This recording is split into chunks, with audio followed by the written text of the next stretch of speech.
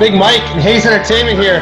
This episode we got two Winnipeg Ice, one NHL draft pick, Connor McClennon, and one NHL signee, Dawson Barteaux, Dallas Stars. Couple of good Canadian kids. If you like what we're doing, and I know you do, hit the subscribe button right there. Ryan Hayes and Big Mike. I never stop. I Only Touch Greatness podcast.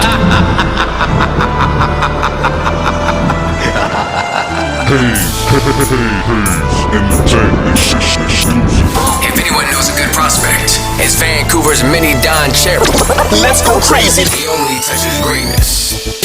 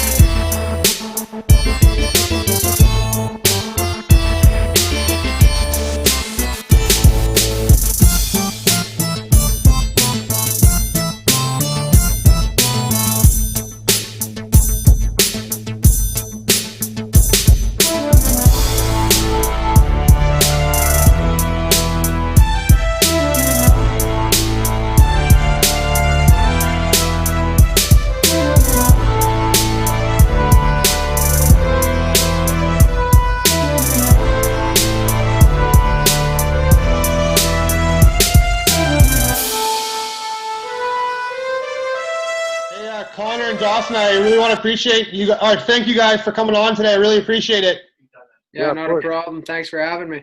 I got a partner here with me today, Mini Don Cherry. That's awesome.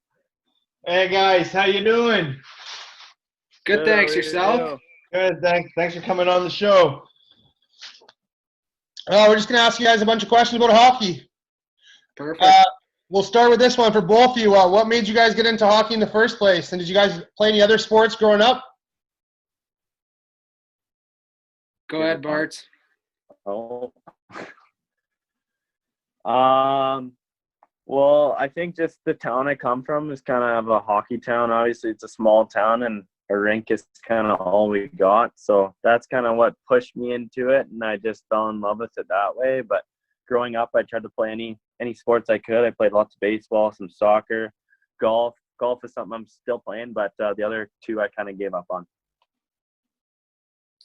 Yeah, I'm kind of the same way. Growing up in a small town, hockey was kind of just passed down to me, I guess. My dad, my grandpa, they all played it, so they kind of just put me into it. And then as I got older, I kind of realized how much I actually love the game, so to pursue it, I guess. And then like Bart said, I'm still a golfer, but kind of dropped everything else like baseball and badminton and all those other sports.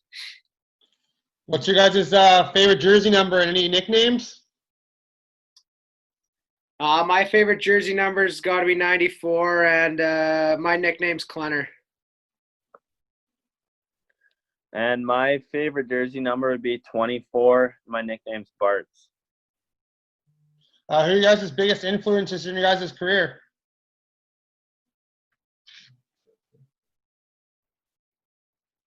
I'd have to probably say my dad's probably been the biggest influence. Obviously, he coached me when I was young, and just that's where I found my ground level of hockey. It was through him. So I'd have to say he was my biggest influence. Yeah, I'd have to agree there too. My old man's probably my biggest influence. Pushed me, paid for all the bills when I was growing up. I think just always been my number one supporter. So it's definitely got to be him.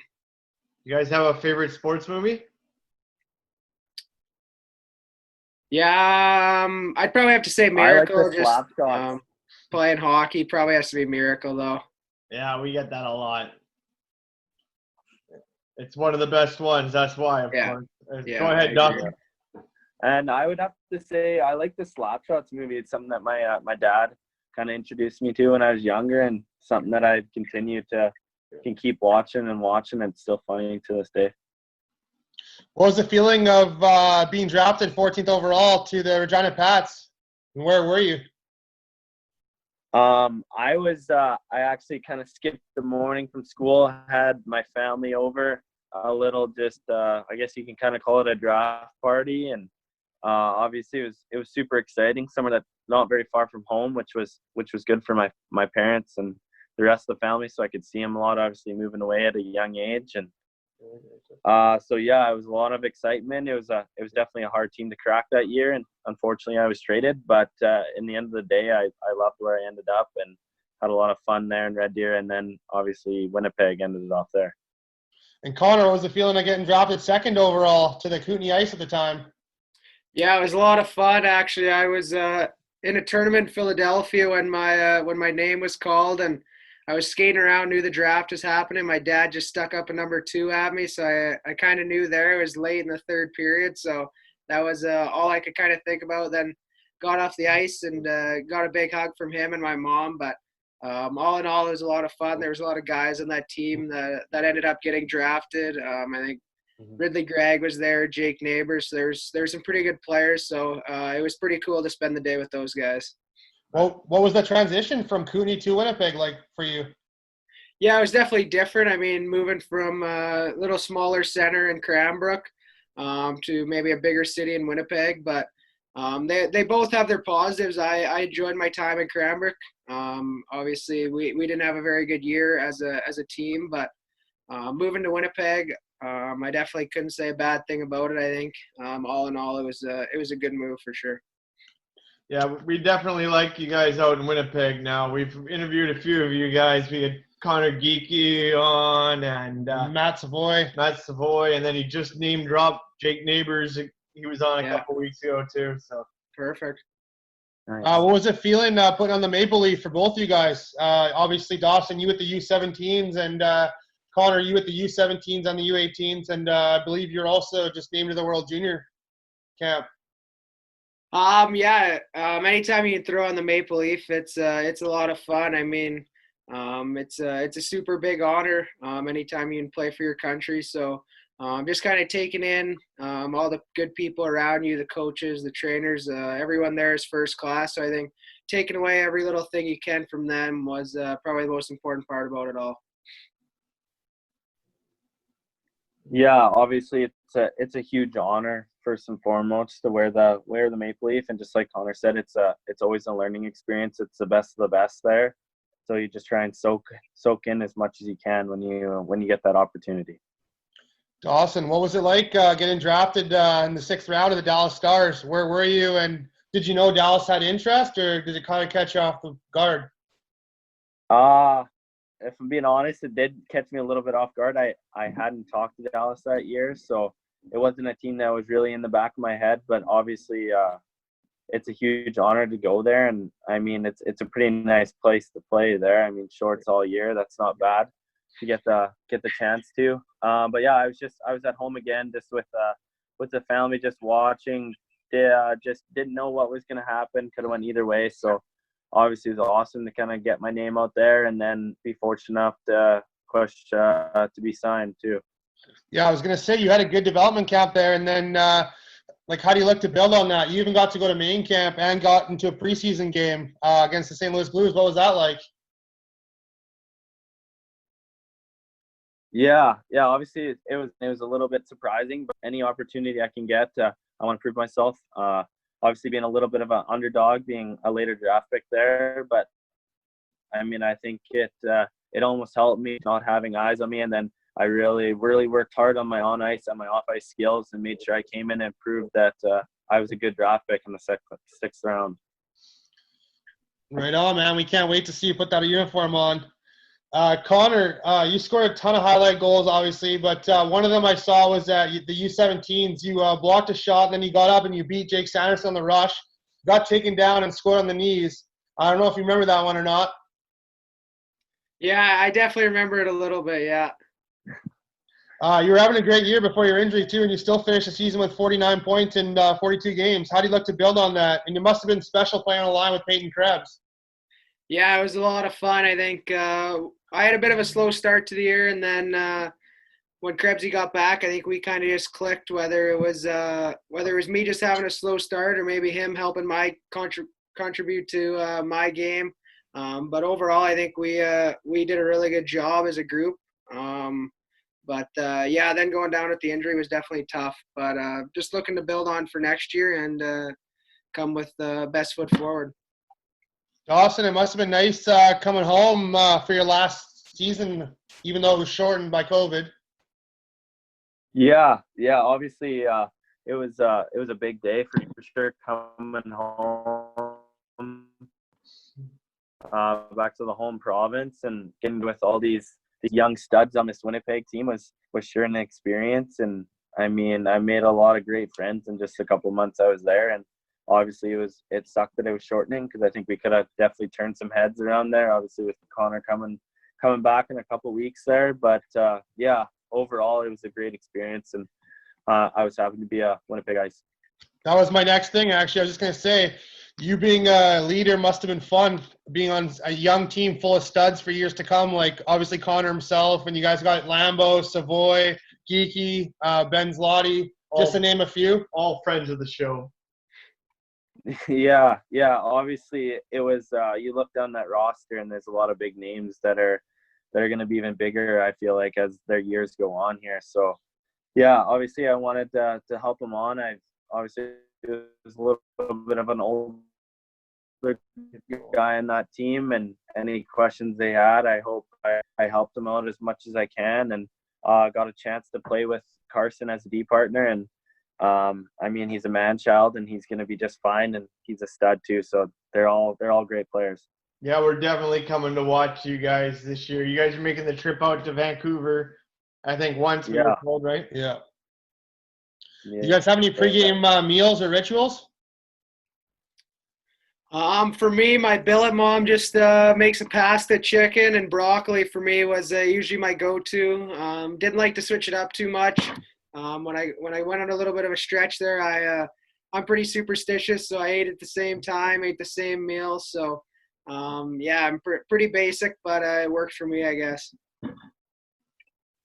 Yeah, I'm the same way. It comes down to time for me. The meal isn't a huge deal, but you'll definitely catch me in the same spot at the same time every day on a game day, and it's just something I kept to my whole junior career. So. That was one of our questions too. I was going to ask you what your pregame ritual was. So let's hear. We heard a little bit of. It sounds like you guys both have some good ones.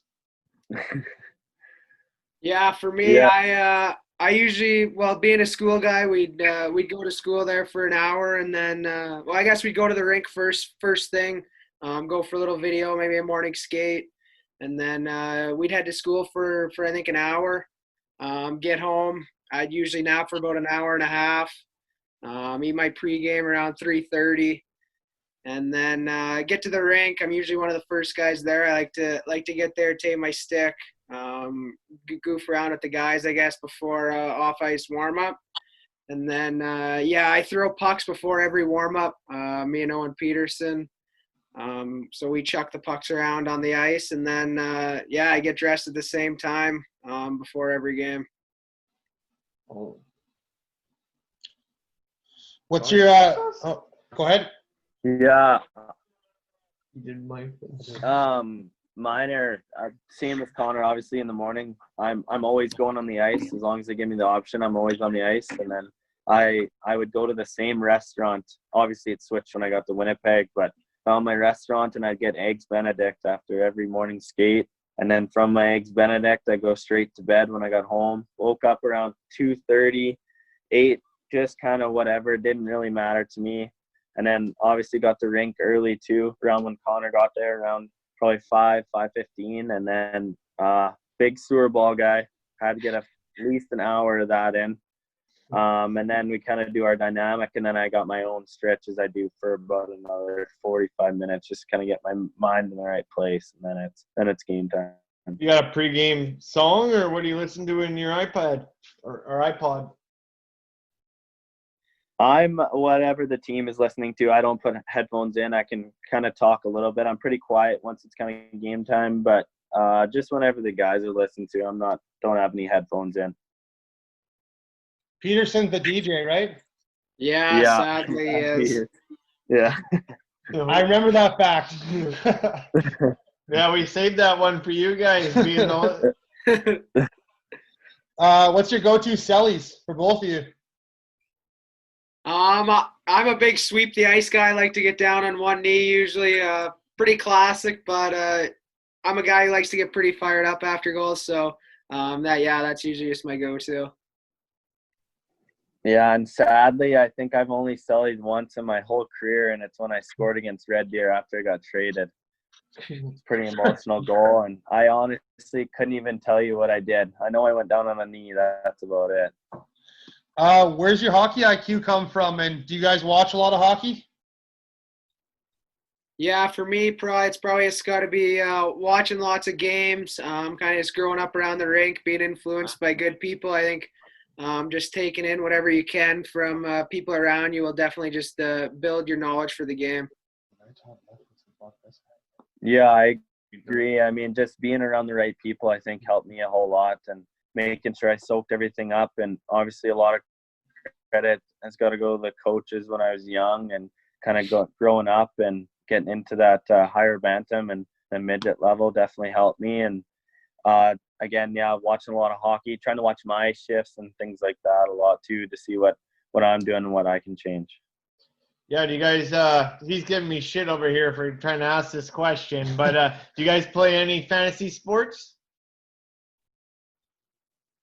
We did a little bit of a hockey fantasy this year. Obviously Bart's wouldn't have been a part of it because he got traded later, but I think there was a group of 10 of us. Each threw in $20. Just kind of drafted a roster. I think there was 8 forwards, 5D, and 2 goalies. And then just kind of kept track of it throughout the year. Obviously didn't get to finish it because of COVID, but guys like to get involved in that kind of stuff. Yeah, we've been asking everybody that question too. Yeah, I did it in Red Deer too. I was almost in last place, I think, though. So it was a blessing in disguise that kind of COVID cut that short. So I would have to give up my money. Oh yeah, you were probably that guy that quit, or you quit halfway through the season, right? When you're in dead last. I heard about you. I had to stick to my word, but Who do you mirror your guys' game after? And what type of game do you like to play? Go ahead, Bart. That's a tough question. There's kind of a few guys probably. Obviously, I think of myself as a two-way D-man, and obviously I want to chip in offensively, but I mean, I also don't mind going on the PK and eating some rubber sometimes. So I don't know if I could give you a guy that wraps up my whole game, but I try and model it after Keith Yandel a little bit. Obviously, I'm not quite as offensively skilled, but it's someone that I kind of look up to and make sure I watch him when he's playing. Yeah, for me, it'd probably have to be Alex DeBrincat. Being a smaller forward, shoot first kind of player. Obviously, have any kind of career he's having so far to start would be a huge accomplishment. But just kind of model my game after being that smaller guy, quick in the corners, and putting the puck in the back of the net. Connor, obviously you're preparing yourself for this draft coming up here. How have you been preparing yourself, and have you talked to many teams? Yeah, the last little while has been a little busy talking to teams. I think I've probably talked to right around 18 to 20 teams now. Lots of Zooms like we're doing right now with different teams and whatnot. But you can't really do too much now. I think you've proved all you can. I think you just kind of got to let the cards fall into place, and hopefully you're lucky enough to go to a team. Yeah, that's what I saw. A lot of people talking about how they didn't get to see many scouts this year. The scouts didn't get to see many games, Yeah. And at the same time, but they've already know because they came out and watched you guys play early in the season, and they have at least a database a little bit and a word of mouth. It's not just one game. It's when for sure. COVID ended, they got a good book on you already. Don't worry. Hey, Dawson, what's it like in having a cousin like Ryan White, obviously, and what's the best advice you got from him? Oh, geez. Well, actually, with Connor, we got the chance to go watch him, and he's obviously in Winnipeg now. He's tough as nails, that's for sure. He's given me a lot of advice over the year. I don't know I could pick out one. I think he just always told me to work your hardest, and obviously we're all coming from smaller centers, and you always got to know that there is eyes on you and to work hard, and no matter what happens, you get to where you belong if you're honest and work hard at it. Hey guys, I just want to thank you guys both so much for coming out today. We really appreciate it. We know you guys took your time and found time for us, and we really appreciate it. We know you guys are going far in your careers, and we can't wait to cheer you on for the rest of your guys' careers. Yeah, thank you guys very much for I having me. appreciate it. Connor McClennon, and I was on I Touch Greatness. Dawson? And I'm Dawson Barteaux, and I was on I Touch Greatness podcast. Okay. Thank you guys very much. Appreciate it. Perfect. Yeah, no Thank you. problem. We're going to be big See you. fans. Yeah, we'll see you when you come to Vancouver.